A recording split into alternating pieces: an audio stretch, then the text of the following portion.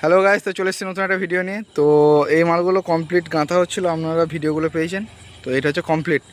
তো প্রতিটা মালেরই ডলফিনগুলোর হাইট আছে 8.5 ফুট, আর প্রদীপটার হাইট আছে শিক্ষা নিয়ে 9 ফুট।